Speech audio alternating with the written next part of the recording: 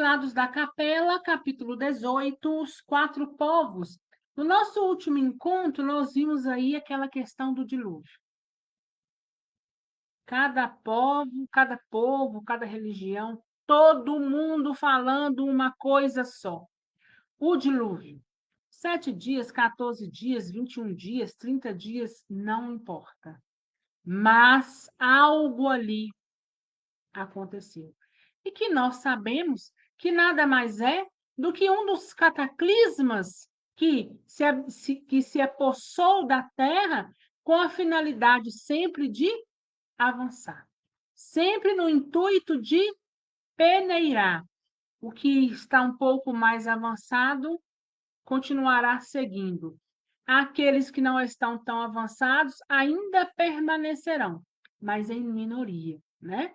Porque todos os cataclismos que nós vimos, todos os lugares em que as populações precisaram se deslocar daquele lugar, porque por algum motivo, por alguma razão, ali não existia mais vida, ou então não tinha condições de permanecer, porque a vida iria se esvair se ali permanecessem, a gente sabe que uma parte findou-se, mas uma minoria ainda permaneceu. E é assim até os tempos de hoje.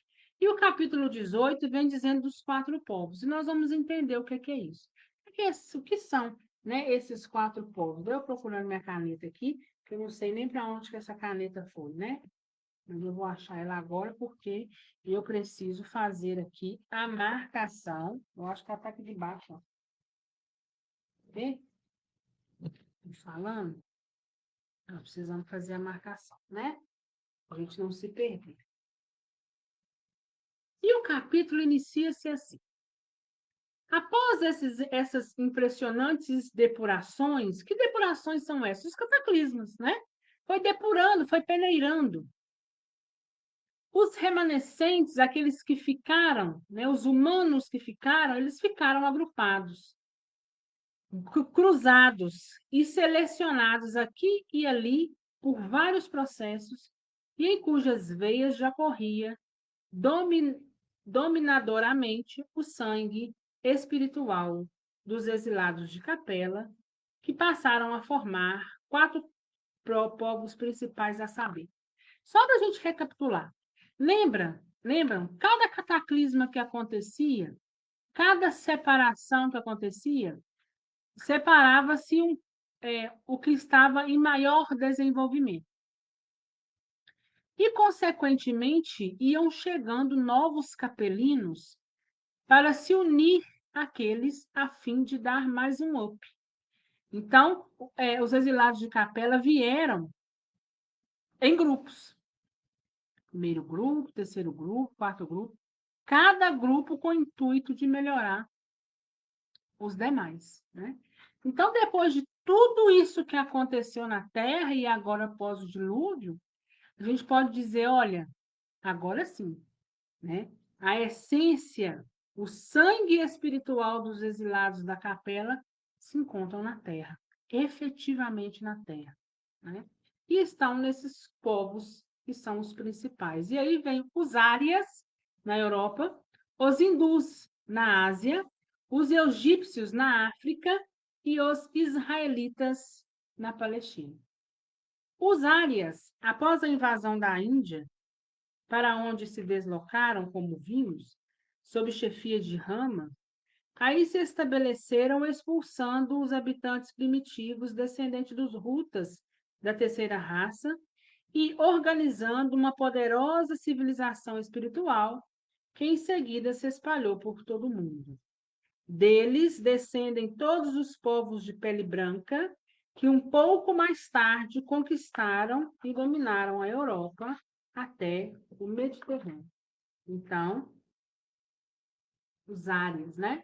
Pessoal de pele branca que estava ali desde a Europa até o Mediterrâneo. Os hindus se formaram de cruzamentos sucessivos entre os primitivos habitantes da região que fecundamente proliferaram após as arremetidas dos árias para o ocidente, para o sul, e dos quais herdamos conhecimentos espirituais avançados e os outros elementos civilizadores. Veja bem, uma raça foi encontrando com a outra que foi também se miscigenando, né? E aí, cada lugar, a gente sabe que tem um estereótipo, vamos dizer assim, definido até hoje, né? Tem lugares que você encontra uma massa de pessoas com as mesmas características, embora para eles conseguem diferir muito bem. Mas para a gente, quando olha, a grosso modo, parece que tá todo mundo igual, né? Estatura, corpo, cor, cabelo, etc, né? A gente olha para o Japão, a gente fala, nossa, todo mundo igual, né? Olha para a China, nossa, tá todo mundo igual, né? Mas eles conseguem discernir e diferenciar muito bem, né? Ao contrário do nosso país, Brasil, né? Que hoje a gente não pode dizer aqui jamais que tem uma raça, se assim a gente pode dizer, que a gente hoje em dia não está nem sabendo o que pode dizer mais, né? Mas se tem aqueles de pele negra, pele branca, amarela, pardo, a gente sabe que na nossa genética nós somos descendentes de tudo. Está tudo misturado, né? Está tudo, como se diz, junto e misturado, porque veio. Aqui nós temos descendentes da África, nós temos da Europa, nós temos da Itália, nós temos tudo quanto é lugar, né? E aí essa miscigenação foi acontecendo, então às vezes uma pessoa de pele morena tem uma branquitude danada no DNA, né? Mas que por alguma razão, de algum cruzamento, o que prevaleceu foi a pele negra, né? Então, é uma confusão danada, né? Que se arruma. Então, aqui em casa mesmo é tudo misturado mesmo, né? Em casa nós somos 4 irmãos. Minha mãe é morena, meu pai já era bem mais claro. Então, nós somos 3 morenos e um bem mais claro que a gente. Bem mais, né? Um branco e os outros morenos, já puxaram para minha mãe, né? A minha mãe tem descendente branco, mas também tem descendente africano, né? Então, vai misturando tudo, né? Vai virando, como se diz, uma confusão. Meu pai, né, também já bem diferente em relação à minha mãe, né? Meu pai já era bem mais claro. E aí a gente vai, como se diz, né? Vai sendo sorteado aí. Mas a gente tem que entender isso, né? A partir do momento que as raças vão se encontrando, vão miscigenando aí. Mas aqui ele vem nos falar, né, que os conhecimentos espirituais mais avançados, desde essa época, ele vem aqui dos hindus. E os egípcios, os da primeira civilização, detentores da mais dinâmica sabedoria, povo que, como diz Emmanuel, após deixar o testemunho de sua existência gravado nos monumentos imperecíveis das pirâmides, regressou ao paraíso da capela. Então a gente sabe, né, gente? A sabedoria vem dos egípcios. E que sabedoria é essa? Que sabedoria é essa que até hoje não conseguiu se decifrar ou se conseguiu e não foi dizimado tanto quanto deveria? Como aquele povo construiu aquelas pirâmides? Como que tudo aquilo aconteceu, né? Mas era um povo que tinha vasto saber. E aqui o livro vem nos dizer, olha, exilados de capela. Foram capelinos que vieram com uma sabedoria que estava acima de tudo enquanto é povo daquela época em relação a tudo aquilo que eles construíram, né? Naquela época não existiu nenhum povo mais sábio do que eles para construir e deixar o legado que eles deixaram, que são essas pirâmides. E, finalmente, os israelitas, povo tenaz, orgulhoso, fanático e inamovível nas suas crenças, povo heróico no sofrimento e na fidelidade religiosa, do qual disse o apóstolo gentios: todos estes morreram na fé, sem terem recebido as promessas, porém, vendo-as de longe e abraçando-as, confessaram que eram estrangeiros e peregrinos e hóspedes na terra. Está em Hebreus capítulo 11, versículo 13. Povo que até hoje padece, como nenhum outro dos exilados, por haver desprezado a luz, quando ela no seu seio privilegiado brilhou, segundo a promessa na pessoa do divino Senhor, o Messias. Como disse o apóstolo João, nele estava a vida, e a vida era a luz dos homens, e a luz resplandeceu nas trevas, e as trevas não a receberam, né?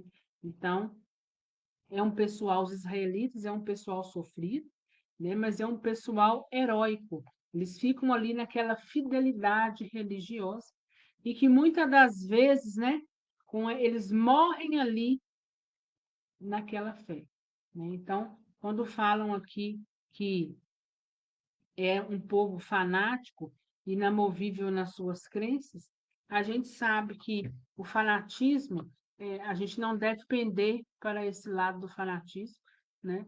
A gente sabe que tudo também tem um porquê e depende do conhecimento e da condição espiritual em que cada um se encontra. E nós também sabemos da possibilidade de fazer diferente, de nos movimentar e estarmos aí em busca do progresso de cada um de nós.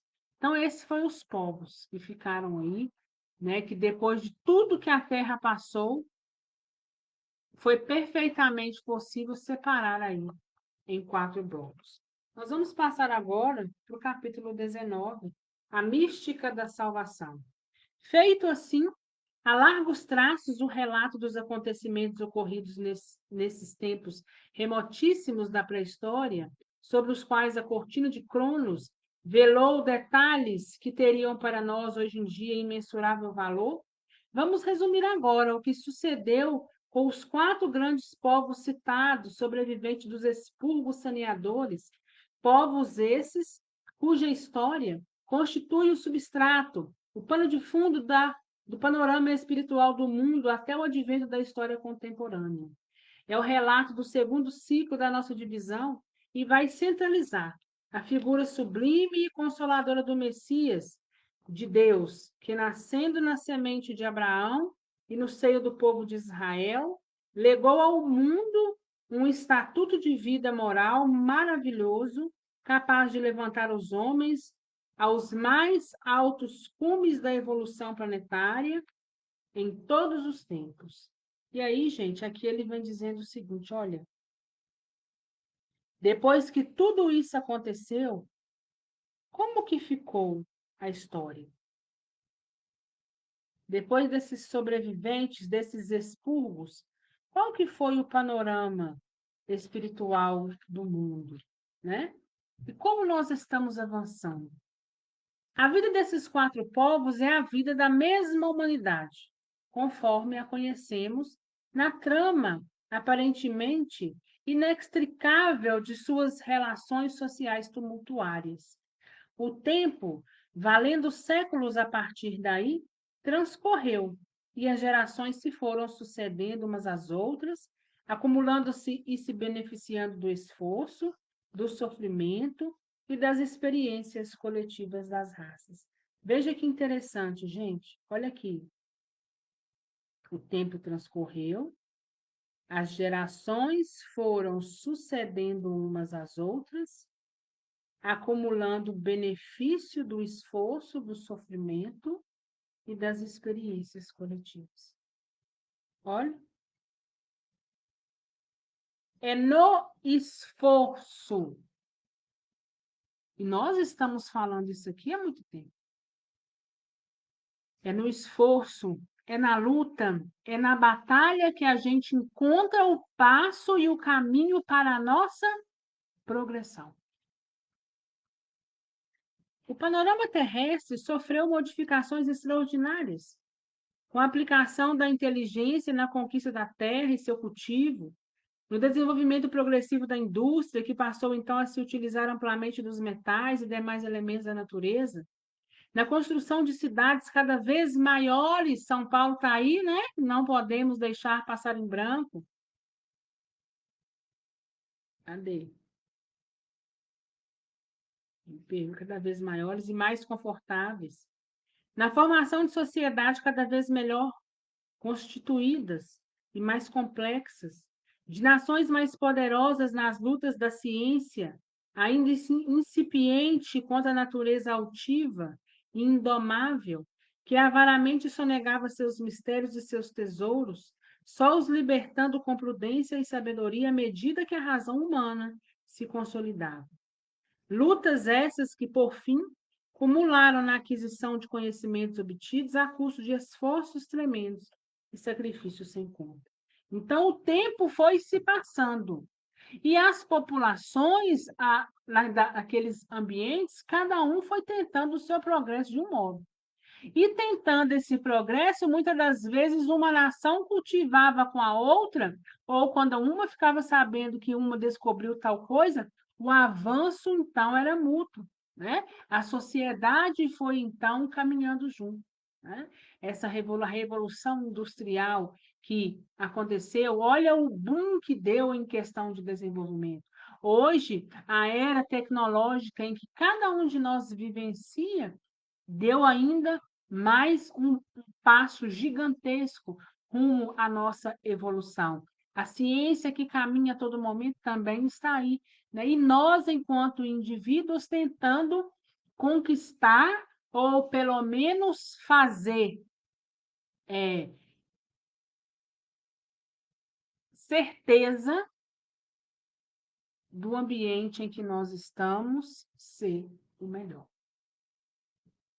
Nós vamos instaurando com o conhecimento que a gente tem, nós vamos instaurando, colocando cada coisa no ambiente de modo que a sociedade como um todo possa, então, progredir.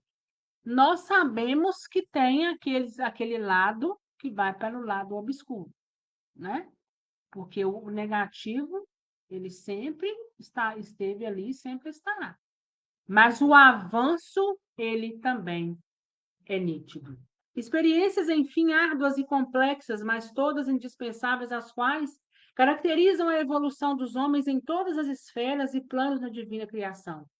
E como seria natural que sucedesse em todas essas incessantes atividades, os exilados foram, por seus líderes, os pioneiros, os guias e condutores do rebanho imenso. Então, se todo o rebanho da terra um dia se desenvolveu ao tal ponto ao qual nós nos encontramos hoje, é porque um dia existiu capelinos, pessoas imoralmente mais avançadas, que não puderam permanecer naquele planeta, mas que veio para esse planeta inferior, mas com um nível muito mais elevado que tinham, embora eles estavam carecendo de muita coisa, estavam um pouco estagnados, mas eles vieram para cá e araram a terra. Eles foram como aqueles agricultores que chegam numa terra árida ou semiárida, numa terra de cascalho, e consegue deixar aquele lugar produtivo, porque aduba, porque traz terra nova, porque mistura a terra e dali então faz-se germinar com a ajuda que vem do alto, né? Que é, sobretudo, a chuva, as águas, ou então uma situação propícia para que eles não tenham aí falta, né? Dessa água para poder ajudar a irrigar o solo. Predominaram no mundo e absorveram por cruzamentos inúmeros a massa pouco evoluída e semipassiva dos habitantes primitivos. É verdade que não foi nem ter sido possível até hoje obter-se a fusão de todas as raças numa só, de características uniformes e harmônicas, no que respeita principalmente à condição moral, o que dá margem a que no planeta subsistam, coexistindo tipos humanos da mais extravagante disparidade. Antropófagos ao lado de santos, silvícolas ao lado de supercivilizados. Isto, todavia, se compreende e justifica ao considerar que a Terra é um orbe de expiação, onde forças diversas de toda a natureza inferior se entrechocam, rumo a uma homogeneidade que só futuramente poderá ser conseguida. Então, hoje nós estamos aqui no mundo de expiação e provas ainda, e ninguém tem uma homogeneidade. O que é isso? Ninguém está igual, né? Nós não estamos num status de igualdade. no que tange ao conhecimento moral e no conhecimento intelectual. Então, está tudo misturado, cada um está num ponto, cada um está diferente.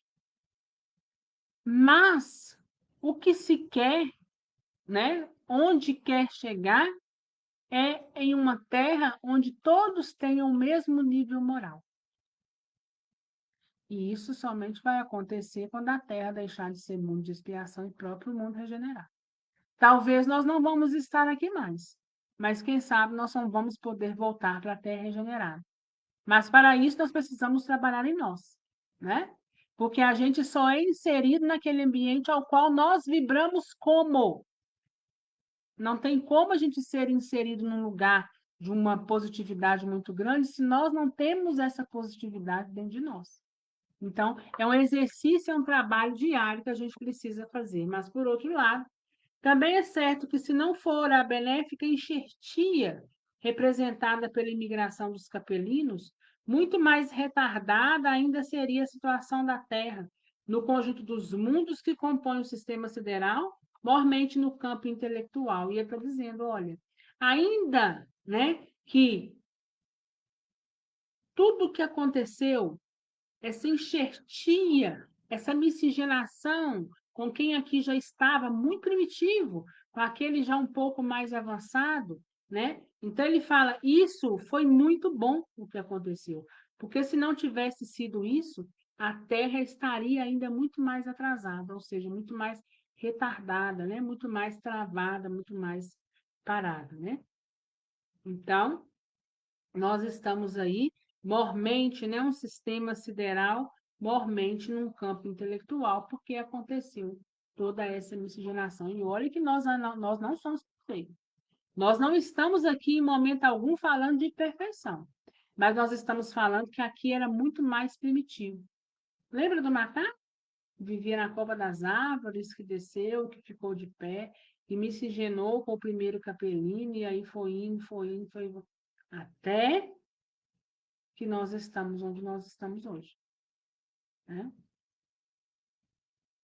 Voltando, porém, àqueles recuados tempos de que estamos tratando, verificamos que, apesar das duras vicissitudes por que passaram e das alternativas de sucesso e fracasso na luta pela existência, a recordação do paraíso perdido permaneceu indelével no espírito dos infelizes degredados, robustecida, aliás, periodicamente, pelos estágios de maior lucidez espiritual que gozavam no espaço, no intervalo e nas sucessivas reencarnações. Veja bem, ainda, com todos os problemas que passaram, com todos os fracassos que experimentavam, eles ainda tinham recordação do paraíso perdido,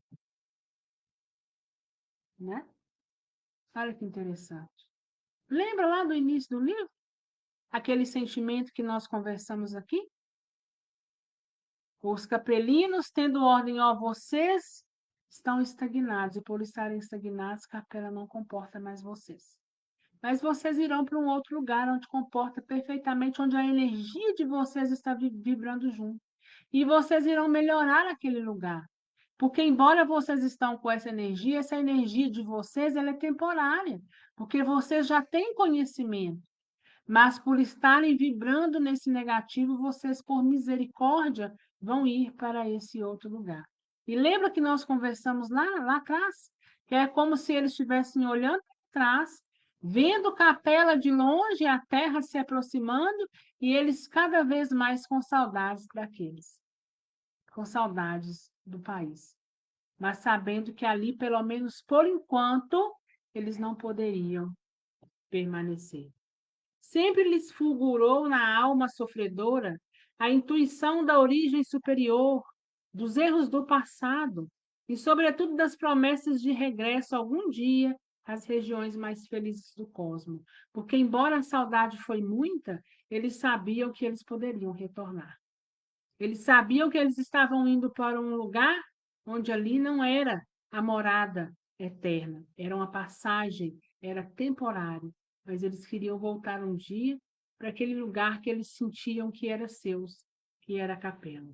Por onde quer que seus passos os levassem, no lamentoso peregrinar, onde quer que levantassem naqueles tempos suas tendas rústicas ou acendessem seus fogos familiares, sempre no íntimo dos corações lhes falava a voz, acariciadora da esperança, rememorando as palavras daquela entidade divina, sempre de todo o poder, que nos páramos de luz, onde outrora habitaram, os reuniu e os confortou antes do exílio, prometendo-lhes auxílio e salvação.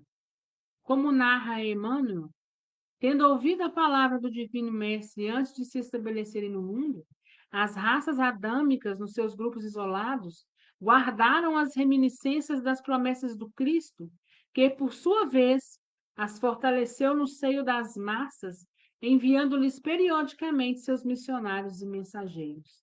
Sim, Rama, Forri, Zoroastro, Hermes, Orfeu, Pitágoras, Sócrates, Confúcio e Platão, para só nos referirmos aos mais conhecidos na história do mundo ocidental, ou o próprio Cristo planetário em suas diferentes representações, como Numu, Juno, Anfion, Antúlio, Krishna, Moisés, Buda e, finalmente, Jesus, esses emissários ou avatares crísticos, em vários pontos da Terra em épocas diferentes, realmente vieram, numa sequência harmoniosa e uniforme, trazer aos homens sofredores os ensinamentos necessários ao aprimoramento dos seus espíritos, ao alargamento da compreensão e ao apressamento dos seus resgates, todos falando a mesma linguagem de redenção, sobre segundo a época em que viveram e a mentalidade dos povos em cujo seio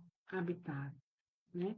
Então, aqui Emmanuel vem dizendo, olha, embora estavam passando por tanta coisa, mas eles tinham lá dentro deles a voz que o confortou, a voz do Cristo, né? E aqueles que vieram em emissário, aqueles que a gente sabe que não eram mesmo desse mundo, inclusive Jesus, né? Eram de um mundo muito mais superior, muito mais do que a gente possa imaginar. Mas veio para trazer harmonia, ou pelo menos tentar deixar aqui ensinamentos necessários ao aprimoramento de cada um de nós. Assim, pois, a lembrança do paraíso perdido e a mística da salvação pelo regresso tornaram-se comuns a todos os povos e influíram poderosamente no estabelecimento dos cultos religiosos e das doutrinas filosóficas do mundo, e ainda mais se fortificaram e tomaram corpo mormente no que refere aos descendentes de Abraão, quando Moisés a isso se referiu de forma tão clara e evidente na sua Gênese, ao revelar a queda do primeiro homem e a maldição que ficou pesando sobre toda a sua descendência. Ora, essa queda e essa maldição que os fatos da própria vida em geral confirmavam, e de outro lado, o peso sempre crescente dos sofrimentos coletivos, deram motivo a que os degredados se convencessem de que o remédio para tal situação estava acima de suas forças, além de seu alcance, que somente por uma ajuda sobrenatural, apaziguadora da cólera celeste, poderiam libertar-se deste mundo amargurado e voltar à claridade dos mundos felizes. E aqui eles estão tudo pensativos, né? Lá naquela promessa de retornar ao mundo feliz, como que nós iríamos retornar? Porque cada vez mais eles estavam vendo coisas diferentes, até mesmo coisas desanimadoras.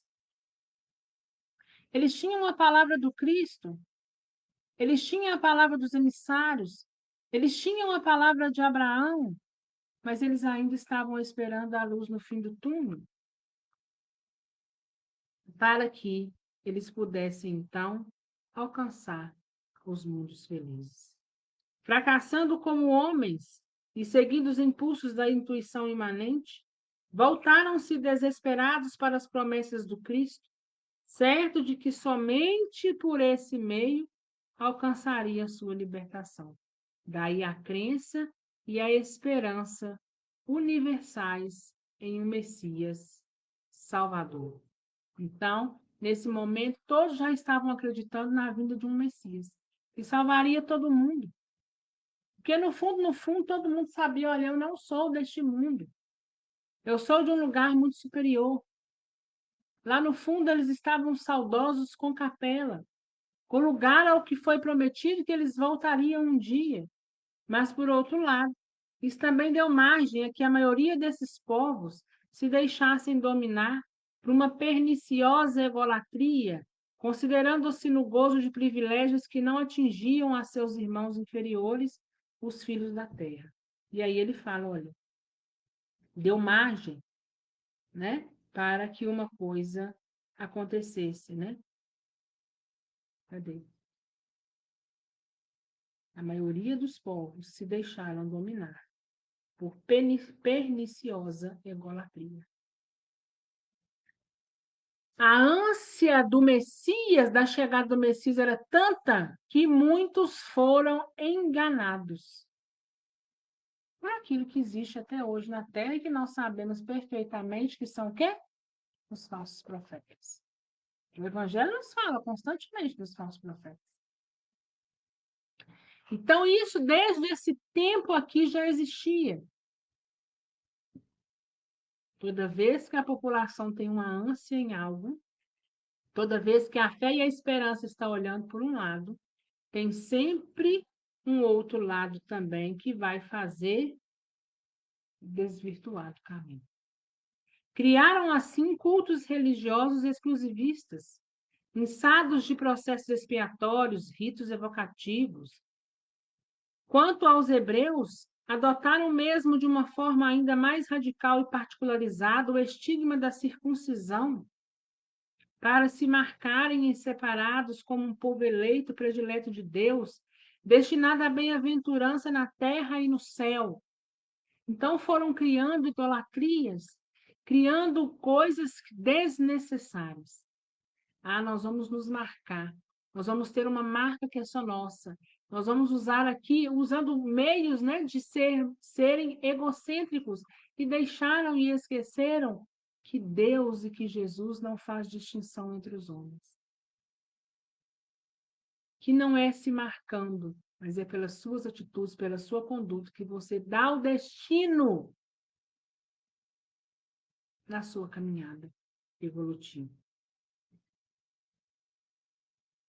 Por isso, como ato de apaziguamento e de submissão, em quase todas as partes do mundo, os sacrifícios de sangue de homens e de animais eram obrigatórios, variando as cerimônias segundo o temperamento mais ou menos brutal ou fanático dos oficiantes. E essa questão, né, desses sacrifícios animais, hoje, graças a Deus, cada vez menos, ainda existem, né? Mas tudo descendeu dessa questão.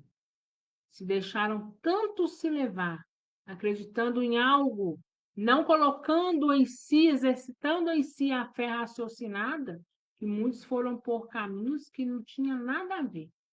E ainda hoje se perfaz, né? Os próprios cânones mosaicos, como os conhecemos, estabeleceram esses sacrifícios sangrentos para o uso dos hebreus, e o Talmud, mais tarde, ratificou a tradição dizendo que o pecado original não podia ser apagado senão com sangue. E aí a gente vê o quão equivocado, né? Ainda é.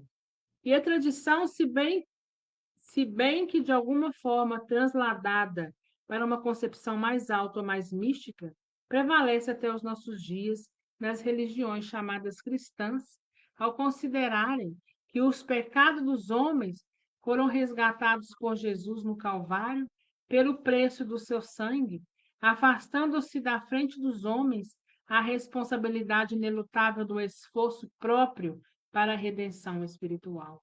Então, muitos se acreditam, e ele levanta aqui a questão dos cristãos, né? Que Jesus pagou os pecados por nós na cruz quando derramou o seu sangue. Mas nós sabemos que não é bem assim, porque nós não podemos nos eximir da responsabilidade que é nossa, da responsabilidade que é de cada um de nós, né? Então, não quer dizer que Jesus veio, que derramou seu sangue e morreu na cruz, que nós estamos fadados a viver para sempre no paraíso. Pelo contrário, para nós estarmos nesse paraíso, somos nós que vamos ter que arar a nossa terra, que abrir a nossa estrada para que a gente possa caminhar da melhor maneira possível. Por tudo isso se vê quão indelével e profunda essa tradição tinha ficado gravada no espírito dos exilados e quanta amargura lhes causava a lembrança da sentença a que estavam condenados. E a mística ainda evoluiu mais. Propagou-se a crença de que a reabilitação não seria conseguida somente com esses sacrifícios sangrentos, mas exigia, além disso, a intervenção de um ser superior, estranho à vida terrestre, de um Deus, enfim, a imolar-se pelos homens. A crença de que o esforço humano, por mais terrível que fosse, não bastaria para tão alvo favor se não fosse secundado pela ação de uma entidade gloriosa divina que se declarasse protetora da raça e fiadora de sua remissão. Então aí passa-se, começa a acreditar não somente nos sacrifícios, mas também que precisa ter algo sobrenatural, que precisa ter uma uma entidade, né, gloriosa e divina, e por si só os sacrifícios não resolveriam. Não compreendiam, no seu limitado entendimento, que essa desejada reabilitação dependia unicamente deles próprios, do próprio aperfeiçoamento espiritual, da conquista de virtudes enobrecedoras, dos sentimentos de renúncia e de humildade que demonstrassem nas provas pelas quais estavam passando. Não sabiam por que, infelizmente para eles ainda não soara no mundo a palavra esclarecedora do Divino Mestre, que o que com eles se passava não constituía um acontecimento isolado, único em si mesmo, mas sim uma alternativa da lei de evolução e da justiça divina, segundo a qual cada um colhe os frutos das suas próprias obras. Por isso, a crença em um Salvador divino foi se propagando no tempo e no espaço, atravessando milênios, e a voz sugestiva e influente dos profetas de todas as partes, mas notadamente os de Israel, nada mais fazia que difundir essa crença, tornando-a, por fim, universal. É por essa razão, diz Emmanuel, que as epopeias do Evangelho foram previstas e cantadas alguns milênios antes da vinda do sublime emissário, né? Então, muita coisa que está no Evangelho, ela foi cantada, foi dita antes, milênios antes da vinda do emissário de Jesus. E a lei de Moisés é uma delas. Porque Jesus mesmo fala que ele não veio destruir a lei, ele veio cumpri-la e acrescentá-la, né? Então, as pessoas foram criando coisas, muitas das vezes, da cabeça, mas tudo por falta de discernimento e de fé raciocinada. Porque quem trilha o nosso caminho é nós mesmos. Ninguém vai trilhar o nosso caminho por nós. Quando nós tivermos de receber coisas boas ou coisas ruins, ninguém vai trilhar esse caminho por nós. É nós que vamos ter que plantar para colher exatamente aquilo que plantou. Não depende do outro. O crescimento ele é individual. Como consequência disso, e por esperarem um Deus, passaram então os homens a admitir que ele, o Senhor, não poderia nascer como qualquer outro ser humano, pelo contato carnal impuro. Como não conheciam outro processo de manifestação na carne, senão a reprodução segundo as leis do sexo, por toda a parte, começou a formar-se também a convicção de que o Salvador nasceria de uma virgem, que deveria conceber de forma sobrenatural.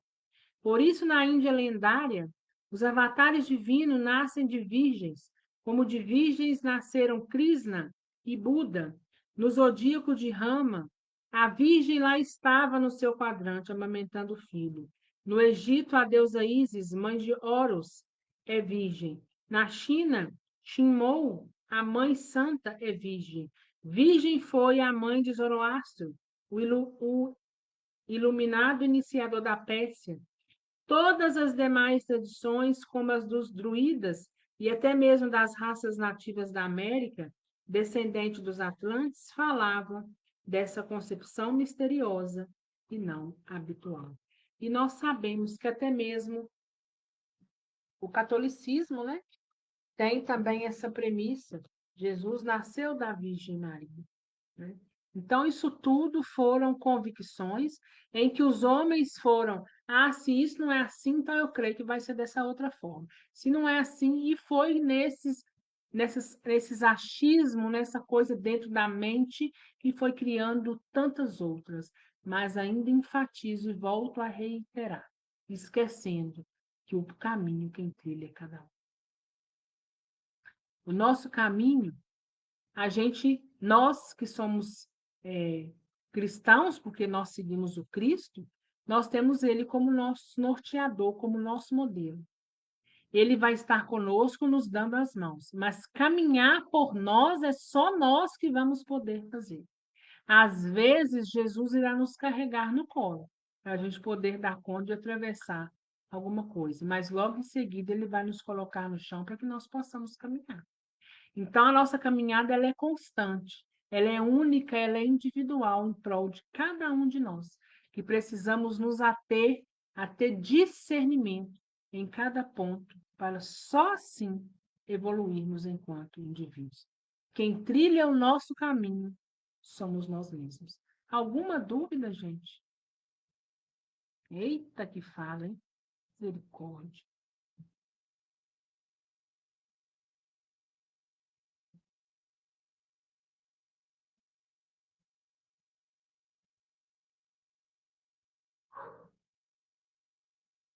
Tudo bem, gente?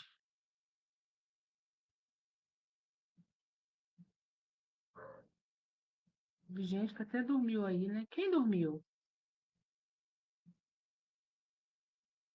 Me conta aí, quem cochilou?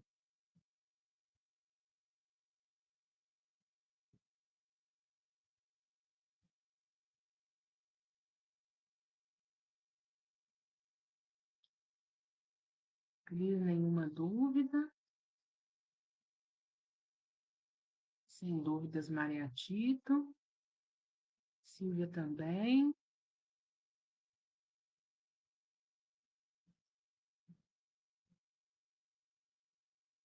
Eu quero saber quem cochilou. Alguém cochilou aí.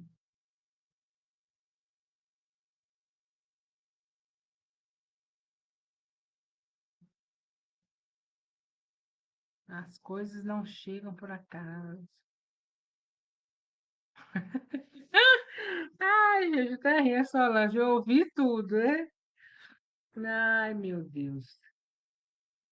Ai, Senhor.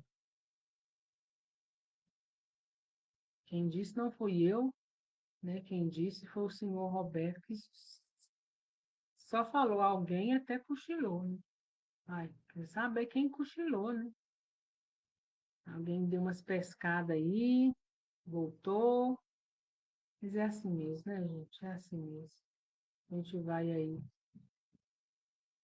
trilhando o bom caminho. Os livros vêm nos contando quando a gente vai começando a ler o óbvio, né? Mas é nesses óbvios é que a gente precisa pensar. Porque aqui nós estamos dentro de uma doutrina, né? Mas o que está valendo é quando a gente sai lá da porta para fora. É lá na porta para fora que a gente vai ver a diferença de tudo, né? E aí nós precisamos, então, pegar aquilo que parecia óbvio e acrescentar na nossa jornada a fim de nos ajudar no progresso, né? Progresso aí de cada um de nós.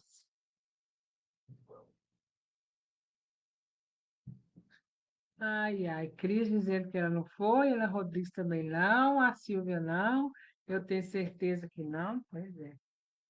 Ai, gente, é muito engraçado, né? Roberto diz, alguém aí até cochilou. Jesus, obrigado pela noite de hoje, obrigado por estarmos aqui entre amigos, Jesus, no intuito de cada vez mais termos discernimento. Mas cada vez mais entendermos sobre a formação desse planeta Terra, ao qual nos abriga e nos dá força e meios para conseguir chegarmos vitoriosos. Nós vamos chegar, Jesus, porque nós estamos olhando para frente. Ainda que caindo e levantando, ainda que às vezes sangrando, mas caminhando sempre e colocando no nosso dia a dia o discernimento, a fé raciocinada, que faltou muito em muitos povos, nós estamos aqui no intuito de fazer valer com a gente. Nós vamos discernir, nós vamos ter fé raciocinada. Tudo que nos chegar, nós vamos raciocinar. Raciocinar no intuito de evoluir sempre. Deus esteja com todos nós. Até amanhã, no Evangelho no Lar, se Deus quiser. Que os nossos irmãos que se encontram conosco, os nossos irmãos desencarnados, né? Que possam retornar em paz e segurança e que a espiritualidade amiga, a equipe do Roberto, as equipes que se encontram na casa de vocês, possam levar todo mundo em paz e segurança. Aqueles que, porventura, estavam aqui querendo ficar, não podem aqui permanecer. Todos precisam retornar à sua origem para que nós não os atrapalhem, nem eles nos atrapalhem, né? Mas sempre que possível, nos nossos estudos, nós estaremos todos juntos, novamente, no intuito de crescermos. Todos nós fiquemos em paz e que Jesus esteja com todos nós. Tchau, gente.